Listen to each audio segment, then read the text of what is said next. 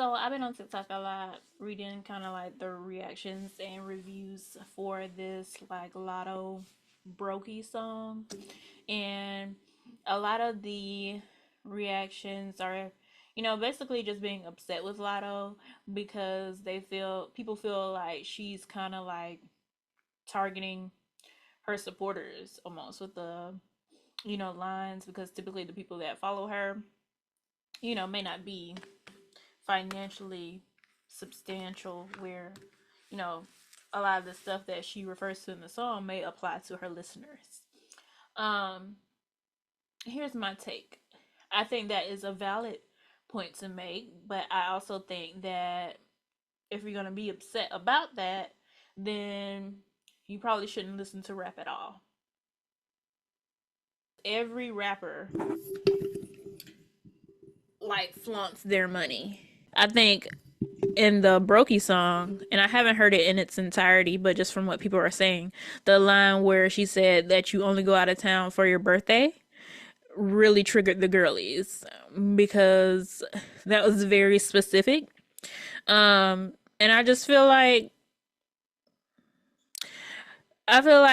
people kind of pick and choose who they want to target about, what they're saying. But again, my point is all rap does that. Drake has been calling people poor for decades now. I think people are looking for a reason to kind of like almost cancel Lotto. Because if it's not the lyrical content, it's kind of like her persona. You know, a lot of people have been alleging that, her persona is kind of like character or an act. Um, I don't know how I feel about that. You know, I think Lotto seems very dedicated to what she says and who she is and where she comes from.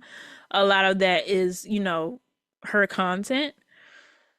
So if it is an act, she's a really good actress. Really good. I definitely think that, her and Atlanta, Georgia, the South is a big part of who she is.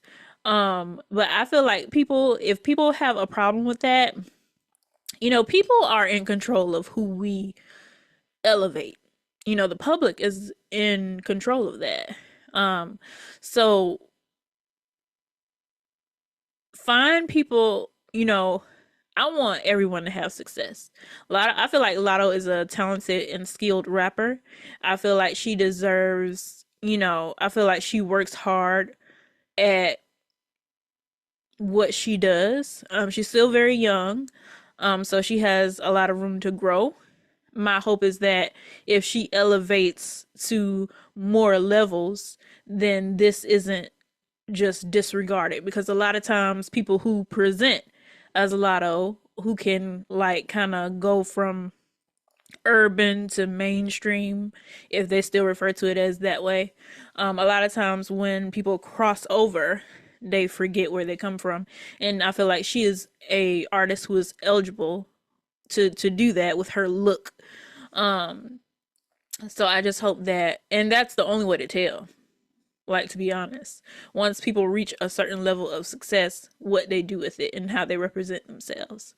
So for me, I feel like we just have to wait and see with Lotto. But I do feel that her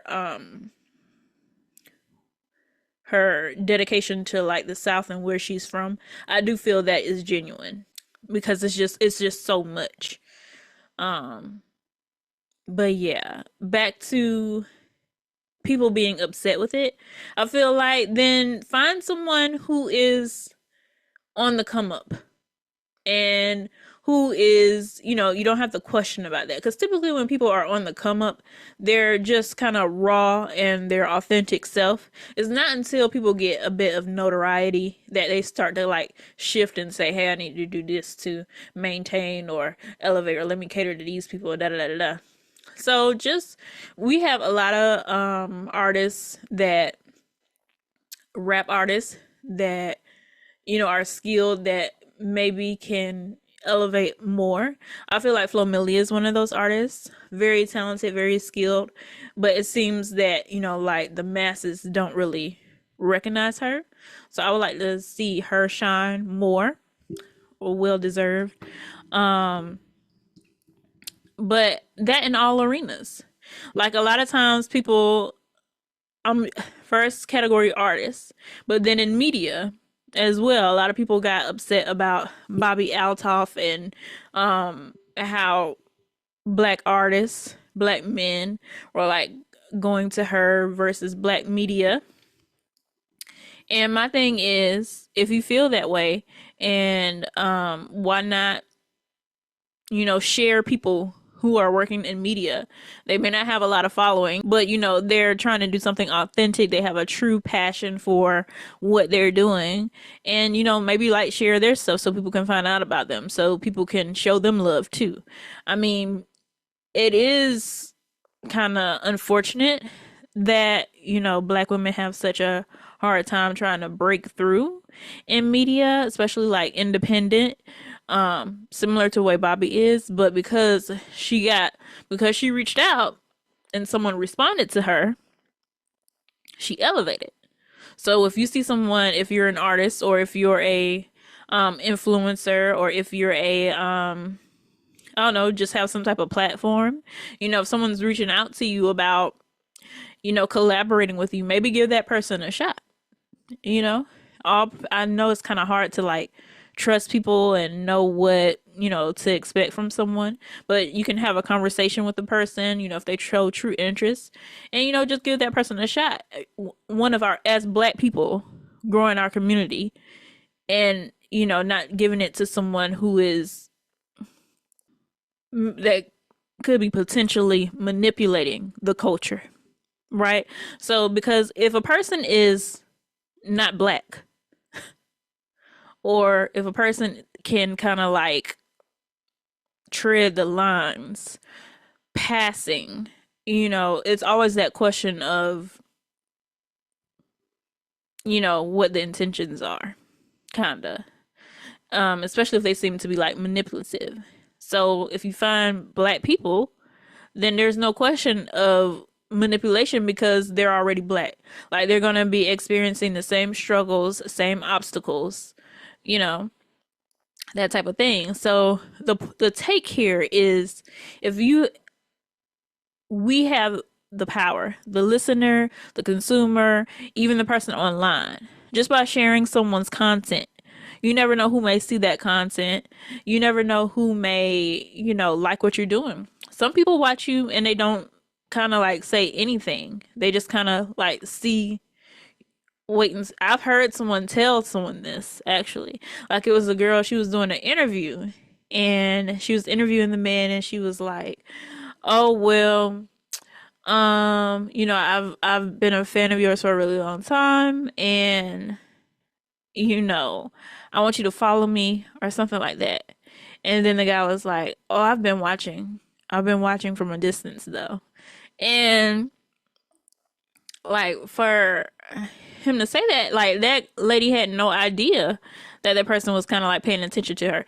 And it was like this guy that was like, I don't know, he got to work with Oprah somehow, and he only had like a little bit of views, maybe like 20 views on his channel or on his post. And he was just sitting there thinking, "Oh, I suck." He said that, not me. I feel like sometimes, actually, there's two examples of that. But actually, I feel like when people, I'm just gonna use myself as an example. Like if my videos get like super low views, so I've experienced kind of both. Like I've had things that have like an abundance of like comments, and me, I'm gonna read through the comments. Like I'm gonna look and see everyone. Like one video, it had like 600 comments. That was the first time I ever experienced that in my life.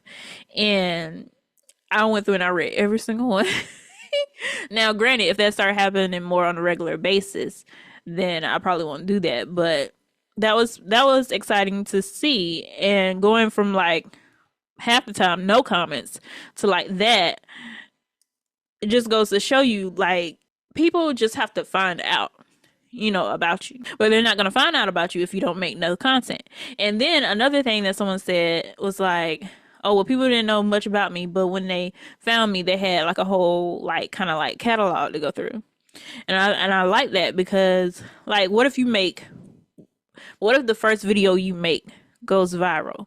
And then somebody comes to your page and there's nothing else but that. Then you're gonna like be scrambling and fumbling to try to find more and put out more stuff, and it becomes unauthentic. And then you end up like the people who well, I ain't gonna say they unauthentic, but then you just end up kind of like making impure, I don't know if that's a word, content when you could just put stuff out and let it just sit there, and then if you happen to get something that like pops or someone want to work with you, they can come and kind of see what you're about, and that can be a determining factor. But the point is to have something there, and then the point is also to people, like if you watch someone, sometimes I think people don't like necessarily support you until like they know that you're like rising or popular. So I feel like if you're watching someone or you want to support them, but you don't know if you want to support them because ain't nobody else really supported them, that's trash. Like if you like someone and you feel their content or feel their videos, go ahead and share it. It don't matter because the thing is, once you share it, somebody else gonna share it. Like it's a follower type of setup. So that's just my take, and that kind of falls back to in the beginning with the whole Lotto thing.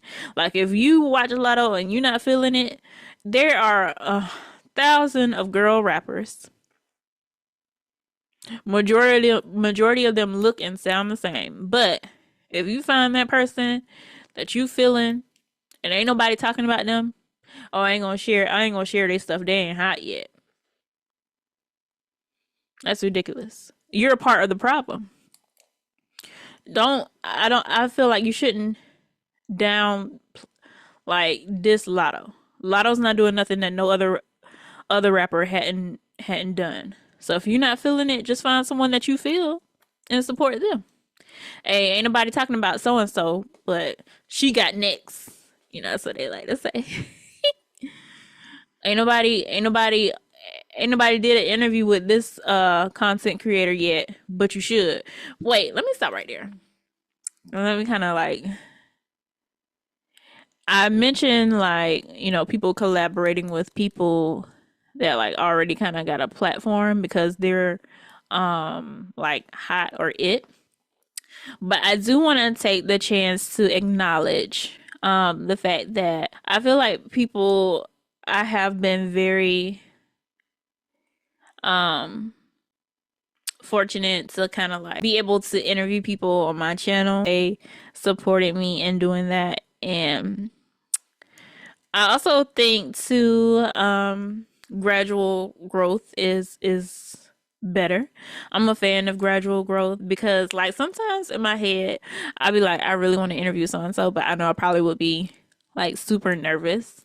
I've been nervous on the ones that I've done, but I do want to say that there are people that will support you upcoming. So if you're like trying to establish yourself as a brand, it's all about I guess finding the people who will work with you. I really don't know what makes people like pay attention to you or decide to work with you. I don't know what makes people do that. And I guess it may be different for each person, but it's okay to start off doing things that I think my very first interview was with someone who was just working like me, creating like me, someone that's not necessarily like a big name, but I think it's also important to talk to people just getting started, novice. And I also think it's important to talk with people who are established because You can learn so much from different people. Sometimes people's questions can help you like think about yourself. And I think with interviewing, um how I kind of got an interest in doing this is like from doing job interviews, right? So prepping for a job interview, being able to answer the questions that they have thoroughly. Also, being at a point where I um conducted an interview for like work purposes. I was like, they was like, you want to come in here and do this interview? And I was like, sure. And that was like the rest is history. After I did that, I was like, oh, I want to do this, but like fun.